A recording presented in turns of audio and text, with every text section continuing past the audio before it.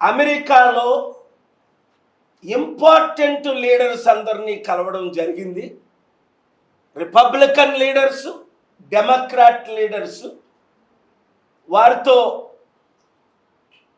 ముఖ్యంగా India Pakistan tensions గురించి, అతి త్వరలో టెర్రరిజం పేరుతో యుద్ధం ప్రారంభం అవడం గురించి,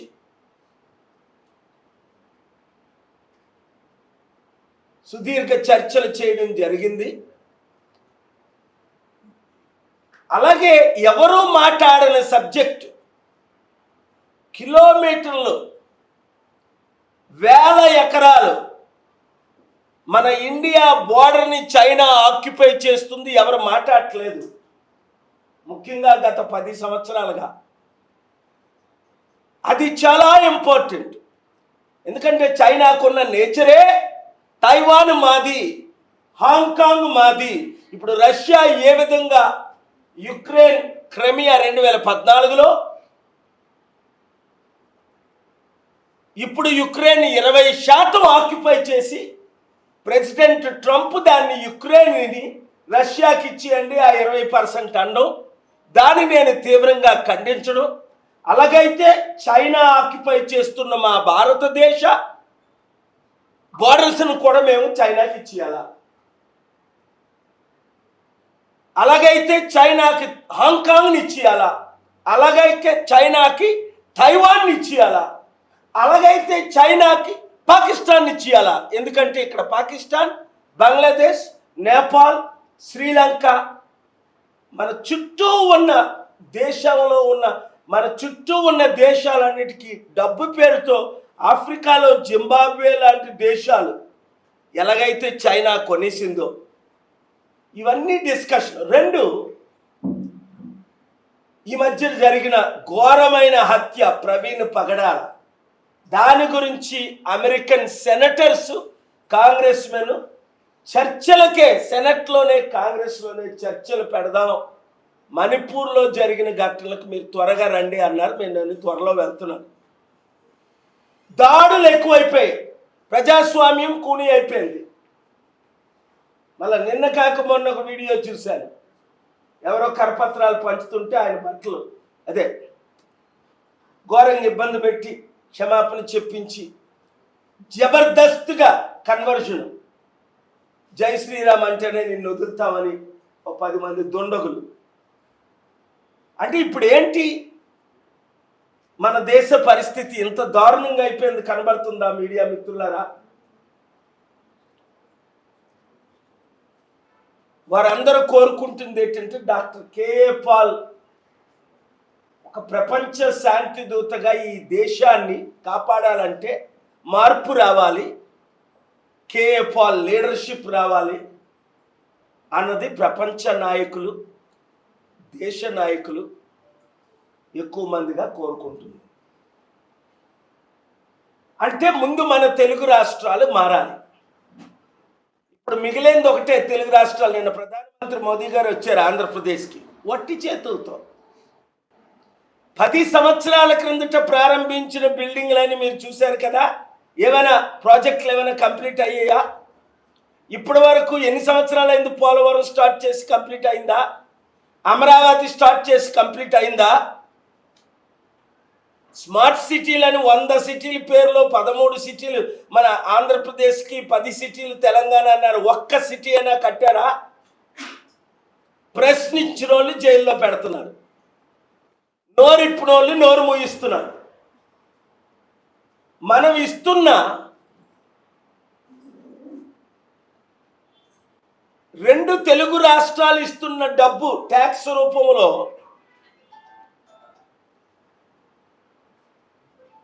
లక్ష కోట్లు అయితే, వారు మనకి అన్ని విధాలా తిరిగిస్తుంది 40,000 కోట్లు మాత్రమే. అదే గుజరాత్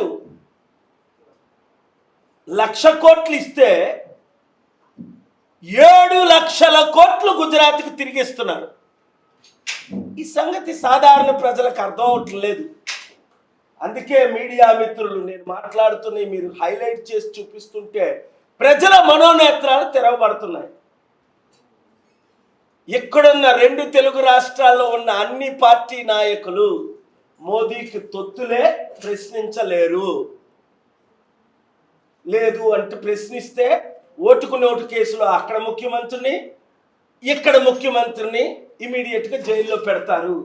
లాలూ ప్రసాద్ని పెట్టినట్టే, జయలలితను పెట్టినట్టే, కేజ్రీవాల్ని పెట్టినట్టే,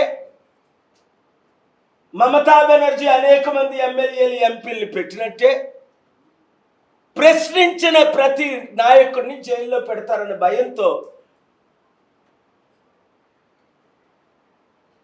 అక్కడ చంద్రబాబు నాయుడు, ఇక్కడ రేవంత్ రెడ్డి, కేసీఆర్, కేటీఆర్ ప్రశ్నించడమే మానేశారు. హైకమాండ్ ఆర్డర్స్ మోదీ గవర్నమెంట్ నుంచి ఏదొస్తే అవే ఫుల్ఫిల్ చేస్తున్నారు. ఒక విషయం మాత్రం నేను పిలుపునిస్తున్నాను మన 2 తెలుగు రాష్ట్రాల తెలుగు ప్రజలకు. ఈ మోదీ తొత్తులను వచ్చే ఎలక్షన్లో మీరు చిత్తుగా ఓడించాలంటే, అభివృద్ధి చేయాలంటే, మన దేశాన్ని మన రాష్ట్రాల ద్వారా, అప్పుడు ఎన్టీ రామారావు ద్వారా, పివి నరసింహరావు గారి ద్వారా 42 ఎంపీల్లో 35, 36, 38 ఒకసారి రాజశేఖర రెడ్డి టైంలో గెలిచినప్పుడు ఏ విధంగా, అలాగే 95 నుంచి 2004 వరకు చంద్రబాబు టైంలో ఏ విధంగా 35 నుంచి 38 ఎంపీలు గెలిచినప్పుడు దేశాన్నే మనం తెలుగు రాష్ట్రాలు శాసించాయో, ఆ పాలన లేకుండా చేయడానికే ఇప్పుడున్న రాజకీయ నాయకులందరినీ మోదీకి తొత్తులుగా చేసుకున్నారు. కాబట్టి ఒక్క ప్రజాశాంతి పార్టీని 7569441275 గ్రూపులు పెట్టి ప్రతి ఒక్కరు 100 మందిని 1000 మందిని చేర్పించి, గ్రూపు పేరే మీ నియోజకవర్గం పేరు, నిజామాబాద్, కరీంనగర్, తణుకు, విజయనగరం, పార్వతీపురం, ఎక్కడైతే అక్కడ ఆ గ్రూపుతో స్టార్ట్ చేసి మీరు త్వరలో గ్రూపులు పెడితే రాష్ట్రాలు బాగుపడతాయి, దేశం బాగుపడుతుంది. సమస్యలు, నిరుద్యోగ సమస్య, అప్పులు, మన దేశం అడుక్కుంటుంటే వరల్డ్ బ్యాంక్ అప్పులు ఇవ్వట్లే, మాట్లాడాలి చాలా సబ్జెక్ట్స్ ఉన్నాయి కానీ మన దేశాన్ని పట్టించుకునే నాదుడే లేడు. అందుకే ఇంత దాడులు జరిగిన, మొన్న కూడా మీరు చూశారు Vance, American vice president, American spokespersons మనకి సపోర్ట్గా మాట్లాడలేదు. ఏదో మన ఇండియాయే పాకిస్తాన్తో యుద్ధంకి వెళ్తున్నట్లు వాళ్ళు మాట్లాడే తీరు, దాన్ని తీవ్రంగా నేను ఖండించాను. మన లీడర్స్ వీక్గా ఉండబట్టే దాడులు, మన లీడర్స్ వీక్గా ఉండబట్టే ప్రపంచంలో మనం వీక్ అయిపోయాం. చైనా ఆక్యుపై చేస్తుంది, మన దేశం సర్వనాశనం అయిపోయింది. ఇప్పుడే నా యువతీ యువకులందరూ, నిరుద్యోగులు, ఉద్యోగులందరూ, కార్మికులు, కర్షకులందరూ కులాలకు మతాలకు అతీతంగా ఈ హిందూ క్రిస్టియన్, హిందూ ముస్లిం పెడుతున్న గొడవలు మానేసి ఇవి రాజకీయ కుట్రని తెలుసుకొని మీరు మార్పు తీసుకురండి, ప్రజాశాంతి పార్టీని గెలిపించండి. ఇప్పుడైనా మనకు సమయం ఉంది ఈ రాష్ట్రాలని, దేశాన్ని సేవ్ చేయడానికి. నేను క్లియర్గా చెప్పింది అదే అండి. ఈ పెహల్గామ్లో, జమ్మూ కాశ్మీర్లో జరిగిన టెర్రరిస్ట్ అటాకే నా మెయిన్ సబ్జెక్ట్. సడన్గా నేను వెళ్ళడానికి కారణం ఎందుకంటే కొన్ని విషయాలు నేను ఇప్పుడు మాట్లాడలేకపోతున్నాను, కానీ ఇంటెలిజెన్స్ రిపోర్టు అమెరికన్స్ దగ్గర ఉంది. ఎవరు చేయించారు ఈ దాడులు, ఎవరు చేశారు, దీన్ని దేని కొరకు ఎవరు ఎలా చేశారు అన్నది వాళ్ళ దగ్గర ఉంది ఇన్ఫర్మేషన్. మీరు చూడండి, టర్కీలో ఒక సౌదీ వాషింగ్టన్ పోస్ట్ జర్నలిస్ట్ని కొన్ని సంవత్సరాల క్రిందట సౌదీ ఎంబసీలోనే ముక్కలు చేసేశారు.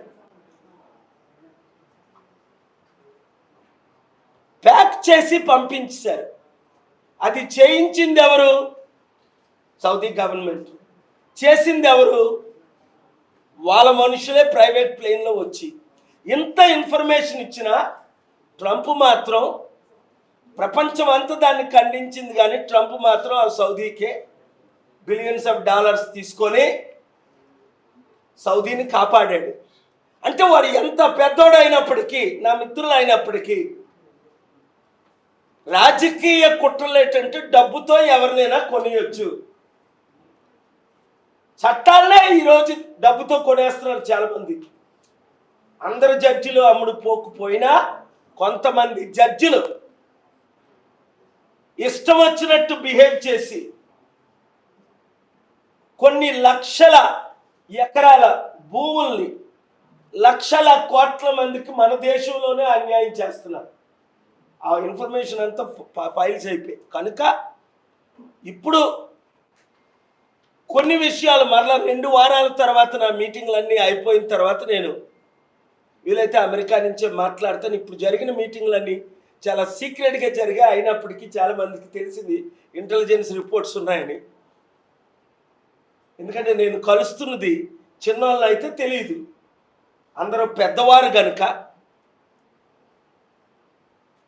నార్మల్గా నేను ఫోటోలు తీసుకోను, కానీ వాళ్ళే 10లో 9 మంది సెల్ఫీలు తీసుకున్నారు నవ్వుకుంటూ, చాలా కాలం తర్వాత నేను వచ్చానని. అప్పుడు నేను అడిగారు, నాకు కూడా సెల్ఫీలు ఇవ్వండి, మాకు కూడా రుజువులు ఉంటాయి నేను కలిసానని. సడన్గా 3 పెద్ద మీడియా ఛానల్స్కి ఒక 10 రిలీజ్ చేశాను. రిలీజ్ చేయబోయేసరికి అందులో కొంతమందికి కాల్స్ వెళ్ళాయి. వెంటనే ఏం జరిగిందో మీకు తెలుసు. సో ఆ ఫోటోలు కొన్ని వెంటనే వాళ్ళకి చెప్పి నేను డిలీట్ చేసి, ఉన్నాను కదా అని కనీసం 2 వీడియోలైనా రిలీజ్ చేయాలని 2 వీడియోలు రిలీజ్ చేశాను, మీరు ప్లే చేసినట్టు. సో ఇండియా పాకిస్తాన్ యుద్ధం విషయంకి వస్తే టెర్రరిస్ట్ అటాక్లని నేను తీవ్రంగా జరిగిన రోజునే ఖండించాను. ముఖ్యంగా ఈ రాడికల్ ఎక్స్ట్రీమిస్ట్స్, నువ్వు హిందువా, బట్టలు ఇప్పించి కూడా వాళ్ళని చంపేశారు. అది తీవ్రంగా ఖండించాను. అమెరికాలో ఖండించాను, జరిగిన రోజుని ఖండించాను, తర్వాత 10 సార్లు ఖండించాను. కానీ ఈ టెర్రరిస్టులు అక్కడికి ఎలా చేరుకున్నారు? సెక్యూరిటీ ల్యాబ్స్ ఎందుకు కొలాప్స్ అయ్యాయి అంటే, ఎంత ప్రొటెక్టెడ్ ఏరియానే, మరి ఇంకా టూరిజం లేకుండా అయిపోయినట్టే కదా. అంత ప్రొటెక్టెడ్ ఏరియాకి ఈ టెర్రరిస్టులు ఎలా చేరారు? వీళ్ళు ఏం చేస్తున్నారు?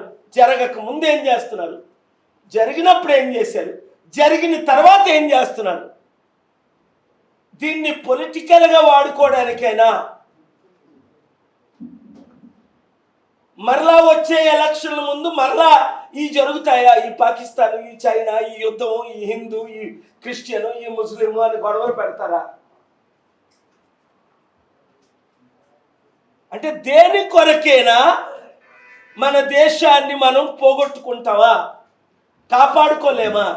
ఒక్క అవకాశం కేఏ పాల్కి ఇస్తే, అది పాకిస్తాన్ అవ్వచ్చు, చైనా అవ్వచ్చు, అమెరికా అవ్వచ్చు, నా లీడర్షిప్ ఏంటో ప్రపంచంలో అందరికీ తెలుసు కనుక 40 సంవత్సరాలు చేసి చూపిస్తా. అదే విదేశీయులు కూడా కోరుకుంటుంది. ఏంటంటే స్వదేశీయులు మన లీడర్స్ ఎంతమందో, విదేశీయులు కూడా వారు కోరుకుంటుంది ఏంటంటే ప్రాపర్ లీడర్షిప్. మన దేశంలో లోపించ, రాష్ట్రాల్లో దొంగలు గజ దొంగలు వెళ్తున్నారు, దేశంలో మతోన్మాదులు గజ దొంగలు వెళ్తున్నారు. మనకి ఎందుకు డెట్ ఇస్తారని, మాకు ఎందుకు అప్పులు ఎవరని అడిగితే ఒక ఆయన అన్నాడు, అదానీ అంబానీలకి 15 లక్షల కోట్లు రుణమాఫీ చేసినప్పుడు మా దగ్గర అప్పు తీసుకెళ్ళి మీ అదానీ అంబానీలకి ఇవ్వడానికి అని అడిగాడు ఒక అమెరికన్. అర్థం చేసుకోండి, కరెక్ట్ క్వశ్చన్ అది. దేశానికేమో అప్పులు కావాలి, లక్షల కోట్లు అప్పు చేస్తున్నాం, లక్షల కోట్లు, నెలకి 1,00,000 కోట్లు మోదీ గవర్నమెంట్ అప్పు చేస్తుంది. ఇది మాట్లాడిన వాళ్ళందరూ నోరు మూయిస్తున్నారు. అదానీ అంబానీలకి మాత్రం, అలాంటి వాళ్ళకి మాత్రం 15 లక్షల కోట్లు అప్పులు క్షమించి రుణమాఫీ చేశారు. రైతులకు 1,00,000 రూపాయలు రుణమాఫీ చేయరే, నిరుద్యోగులకి 1,00,000 రూపాయలు పాపం అప్పు తీసుకొని స్కూల్లో చదువుకున్న వాళ్ళకి రుణమాఫీ చేయరే, లక్షలు అప్పు చేసుకొని లక్షల మంది ఆత్మహత్యలు చేసుకున్న వాళ్ళకి బ్యాంకులు రుణమాఫీ చేయవే, మరి మీరు బ్యాంకులకు ఎలా రుణమాఫీ చేస్తున్నారు 1,00,000 కోట్లు? అడుగుతున్నారా ప్రశ్నలు? ఇవి రైట్ ప్రశ్నలా కాదా? ఇవి జరుగుతున్నాయా లేదా? దేవుడు ఒక మంచి అవకాశం ఇచ్చాడు మీ ఛానల్స్ అందరికీ. ఈ ప్రశ్నలు ఒక 1 మినిట్ ఎడిట్ చేసుకొని వేసుకుంటే లక్షల మంది చూస్తున్నారు. ఎందుకు? ప్రజలకు కావాల్సింది సత్యం. కొన్ని మెయిన్ ఛానల్స్ ఆ సత్యాన్ని చూపించవు. ప్రశ్నించిన వాళ్ళని సైలెన్స్ చేస్తున్నారు. ఈ టెర్రరిస్ట్ అటాక్లు ఎందుకు జరిగాయి, ఎప్పుడు జరిగాయి, ఎలా జరిగాయి, ఎందుకు జరిగాయి అన్న ప్రశ్నలు ఎవరైనా వేస్తున్నారా? సెక్యూరిటీ ల్యాబ్స్ ఎట్లా అయింది ఎవరైనా అడుగుతున్నారా? దేశం దిశ దశ ఏంటి, అసలు ఎక్కడికి వెళ్తున్నాం మనం? Where are we going? Do we have a vision? Do we have a plan? Do we have a strategy to save our country, our youth? అందుకే నెక్స్ట్ వీక్, ఫాలోయింగ్ వీక్స్ మరలా నేను హైకోర్టులో, సుప్రీంకోర్టులో కొన్ని వాదనలు వినిపిస్తున్నాను. న్యాయం జరగాలని జస్టిస్ అందరిని అడుగుతున్నా. మీరు న్యాయం చేయండి. నేను ఇచ్చిన ఫ్యాక్ట్స్ చూడండి. యూత్కి న్యాయం చేయండి. నిరుద్యోగులారా బయటికి రండి. ఇప్పుడు బయటికి రావాలి మీరు.